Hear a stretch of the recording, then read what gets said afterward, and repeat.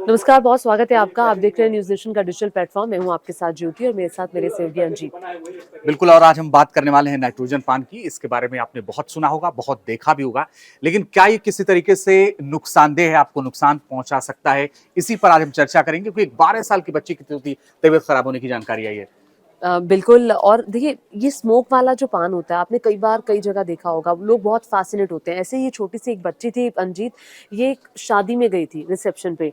अब आजकल तो बहुत फैंसी चीज़ें हो गई हैं, फैंसी-फैंसी चीज़ों का इस्तेमाल किया जाता है कि ताकि लोग उसको देख कर के ल्योर हों, आगे आएँ और उसको ट्राई करें। रेस्टोरेंट्स में भी ऐसा किया जाता है। अब इस बच्ची को लगा कि अच्छा ये तो धुएँ वाला पान है, जी। मुझे पान खाना है। बच्ची ने पान खाया और बच्ची की तबीयत बिगड़ गई।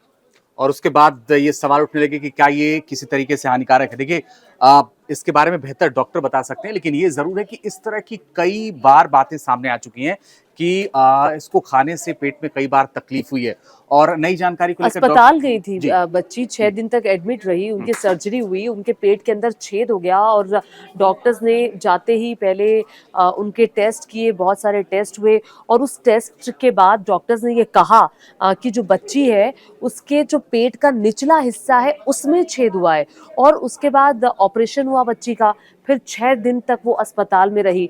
अब बड़ा सवाल ये है कि नाइट्रोजन गैस का जो पान है, लिक्विड नाइट्रोजन का इस्तेमाल आखिर क्यों किया जाता है? हालाँकि कर्नाटक में बताया जाता है कि ये बैन भी है, कई बिल्कुल। जगह। और 2000 डॉक्टरों की एक रिपोर्ट पढ़ रहा था, तो बताया गया कि 2017 का एक ज़िक्र किया डॉक्टर ने।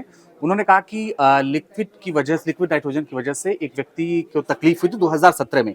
उस घटना को उन्होंने दिया, हालाँकि ये बात कई साल पुरानी हो गई, बट फिर भी ये कहा जा रहा है कि इसमें दिक्कत है और इससे डॉक्टरों की ये सलाह है कि इसको बहुत ध्यान से खाना चाहिए क्योंकि वो लगातार इसको लेकर के जानकारी भी दे रहे हैं। और बल्कि ना ही खाएँ तो अच्छा है क्योंकि आप देखते हो कि कई रेस्टोरेंट्स में ऐसा धुआँ-सा उठता हुआ आपको दिखाई देता है, तो वो लिक्विड नाइट्रोजन ही होती है।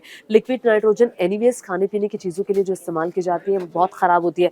आपने शादी-ब्याह में अगर देखा होगा कि जब दूल्हा-दुल्हन चल रहे हैं या कोई फंक्शन हो रहा है, तो वो नीचे वो जो धुआँ-धुआँ होता है, वो लिक्विड नाइट्रोजन होता है।